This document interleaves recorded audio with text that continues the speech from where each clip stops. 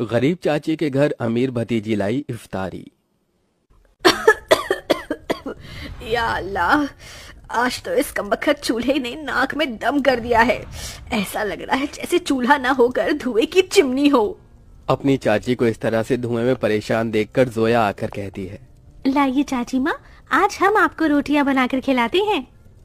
अरे नहीं जोया, मैं बना लूंगी। मैं नहीं चाहती कि इस चूल्हे के धुएं से मेरी हूर सी भतीजी का चेहरा काला पड़े। इतने में जोया का चाचा अनवर सिर से पांव तक मिट्टी में सना हुआ घर लौट आता है। उसके हाथों में एक छोटी सी थैली थी जिससे चाशनी टपक रही थी।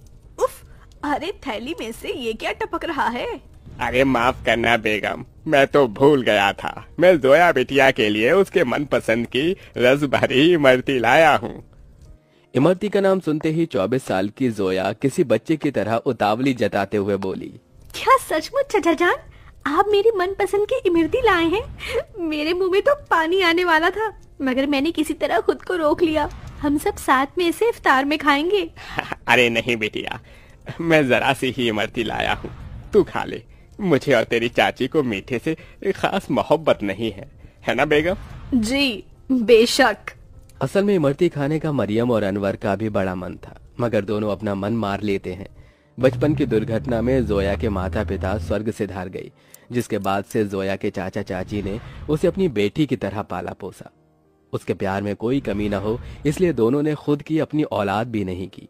अनवर की माली हालत कुछ ज्यादा खास अच्छी नहीं थी। बस उसके पुश्तों का छोड़ा गया सालों पुराना एक कमरे का कच्चा घर और खेती करने के लिए जमीन का एक छोटा सा हिस्सा, जिस पर थोड़ी बहुत खेती करके जैसे तैसे 2 वक्त की रोटी का गुजारा चल रहा था। या खुदा, कढ़ाई में जरा सी सब्जी है। खैर, नमक प्याज रोटी से ही इफ्तार कर लेंगे। सब्जी सोया को दे देती हूँ। मरियम 3 थाली लगा ले आती है। अरे ये क्या, चाची माँ मेरी थाली में सब्जी, आप दोनों क्या खाएंगे? तभी अनवर अपने गमों को छुपाता हुआ झूठी मुस्कुराहट से बोला, अरे सब्जी की क्या जरूरत, आज तो मैं नून तिल से रोटी ही चटकारे लेकर खाऊंगा। ये कहते हुए गरीब अनवर नमक तेल लगी रोटी काट काट कर खाने लगता है। अपनी गरीब चाचा चाची का ऐसा दुख देखकर जोया का कलेजा कचोट पड़ता है। वो रो पड़ती है। चाची माँ, चाचा जान, चलिए इन सब्जी में से खाइए। अरे इतनी थोड़ी खाऊंगी मैं। जोया के गरीब चाचा चाची को उसे जितना प्यार था उतना ही स्नेह उसे भी था। यूं ही दिन गुजरते हैं। सुनो जी, हमारी जोया अब सयानी हो गई है। हमें इसके निकाह के बारे में सोचना चाहिए। जोया, भाई और भाभी की अमानत है हम पर। मरियम, मैं तो दिन रात अल्लाह से एक ही दुआ मांगता हूँ कि मेरी भतीजी को अच्छा घर मिले। अनवर जोया के लिए रिश्ता ढूंढने लगता है, जो कि अमीर खानदान में हिना के बेटे से लग जाती है। अब शादी की तैयारी शुरू हो जाती है। अनवर, अभी तक जोया के निकाह का जोड़ा नहीं सिलाया। 2 रोज बाद उसकी रुखसती है। जानता हूँ बेगम, मगर जितना कर्ज लिया था वो खर्चा हो गया। मैंने तुमसे एक बात भी छिपाई है, मैंने अपनी जमीन बेच दी। क्या जमीन बेच दी? उसी से तो फकत अभी तलक हमारी रोजी रोटी चल रही थी। अब क्या करेंगे आगे? अल्लाह मियाँ बैठा है ना रोटी देने वाला मरियम, कुछ तो कर लूंगा। लेकिन जोया हमारी इकलौती भतीजी है, उसका निकाह अच्छे से घर में हो जाए ताकि मन में कोई मलाल ना हो। जोया के गरीब चाचा चाची उसकी शादी के लिए अपनी खेती बाड़ी बेचकर उसकी विदाई करते हैं। चाचा चाची माँ, जा मेरी बच्ची, अल्लाह तुझे दोनों जहां की खुशियों और नेमतों से नवाजे। जोया अपने गरीब चाचा चाची के घर को छोड़कर अपने अमीर ससुराल में आ जाती है, जहां उसके सास ससुर नंद जेठानी से भरा पूरा परिवार मिलता है, जहां सास हिना उसका स्वागत करती है। माशाअल्लाह, कितनी खूबसूरत बीवी है हमारे मुराद की। एकदम सही फरमाया आपने अम्मी, भाई की तो किस्मत खुल गई। चलो देवरानी जी, हम तुम्हें तुम्हारा कमरा दिखाते हैं। जोया की जेठानी आलिया उसे कमरे में ले आती है, जो कि बहुत ही बड़ा और आलीशान था। वल्ला, इस कमरे से भी छोटा तो हमारे चाचा चाची माँ का घर था। यहाँ तो हर शान और शौकत है। अगले दिन जोया नहा धोकर पहली रसोई करने आती है। अस्सलाम वालेकुम अब्बू जान। खुश रहो बहू बेगम। अम्मी जान, खाने में क्या बनाना है? अरे बहू, तुम क्यों खाना बनाओगी?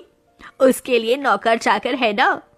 मगर हम सभी तुम्हारे हाथों का शाही टुकड़ा खाना चाहेंगे। जी अच्छा। जोया जैसे ससुराल के ऐशो आराम भरे किचन में कदम रखती है तो नम आंखों से निहारती रह जाती है। उसकी आंखों के आगे अपनी चाची का धुएं में चूल्हा फूंकना याद आ जाता है। या खुदा, हमारा ससुराल कितना रईस है। ऐसा लग रहा है जैसे हम किसी जन्नत में आ गए हैं।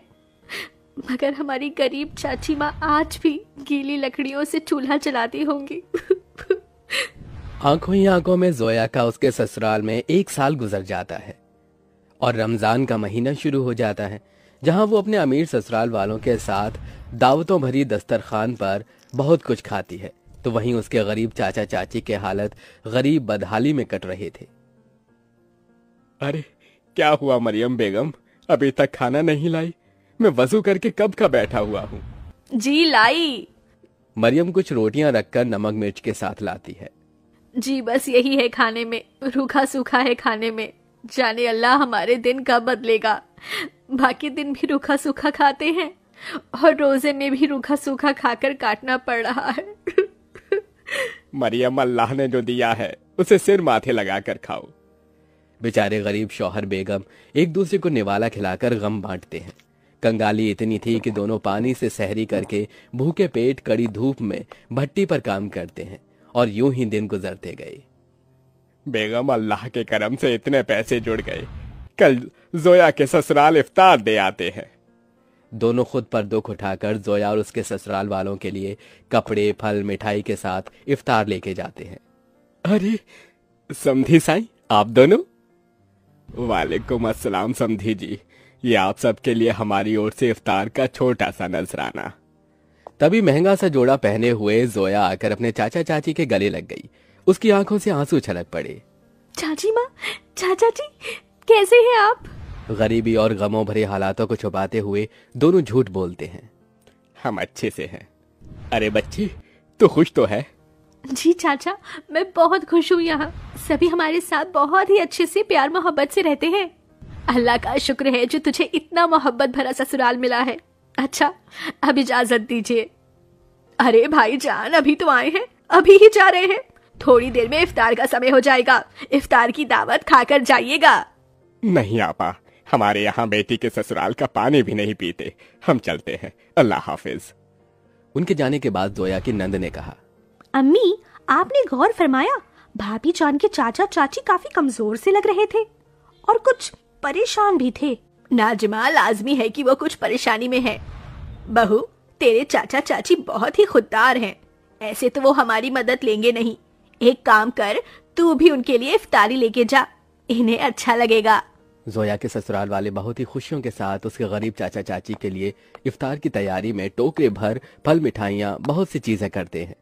2 दिन बाद जोया अपने गरीब चाचा चाची के घर पहुंचती है। किस्मत तो देखो, उस इफ्तारी की शाम उनके घर में रोटी के लिए भी जखना लगा हुआ था। तभी कुछ लोग अलमारी, कुर्सी, फ्रिज, पलंग इत्यादि अंदर लाते हैं। ये सब किसका सामान उतरकर हमारे घर आ रहा है? जोया, तू मेरी बच्ची? अस्सलाम वालेकुम चाची माँ, क्या बात है, इफ्तार का समय हो गया और आप दोनों ऐसे बैठे हैं? हम इफ्तार करने ही जा रहे थे। तो चलिए, मैं थाली लगाकर लाती हूँ। हम तीनों चाचा चाची भतीजी एक साथ इफ्तार करेंगे। जोया जैसे ही चूल्हे के पास जाकर देखती है तो सारे बर्तन खाली पड़े होते हैं। ये देखकर उसकी आंखों से आंसू गिरने लगते हैं। चाचा चाची, इस घर से मेरी रुखसती क्या हुई? आप दोनों ने मुझे इतना पराया कर दिया कि ये तक भी ना बताया कि आप दोनों किन हालातों से गुजर रहे हैं। मेरी बच्ची, इस घर में क्या तूने कम गमजादगी उठाई थी? चाचा चाची माँ, आप दोनों ने भी तो मेरे लिए कितनी कुर्बानी दी, कितनी मेहनत मशक्कत की और मुझे शहजादी जैसा पाला पोसा। अब मेरी बारी है। इसके बाद जोया खुद अपने हाथों से इफ्तार में बहुत कुछ बनाती है। इफ्तार की दावत देखकर उसके चाचा चाची पेट भरकर खाते हैं। आज एक अरसे बाद ऐसी इफ्तारी नसीब हुई है, वरना तो सालों से गरीबी में रूखे सूखे से रमजान के रोजे कट रहे थे। मैं यहाँ आप दोनों को सिर्फ इफ्तार देने नहीं आई, बल्कि ईद पर आपको मेरे यहाँ आना है और ये अम्मी अब्बू का हुक्म है। हम आएंगे बेटिया, जरूर आएंगे। जोया के गरीब चाचा चाची ईद के दिन उसके घर आते हैं, जहाँ उनका खूब स्वागत होता है और सभी साथ मिलजुल कर ईद मनाते हैं।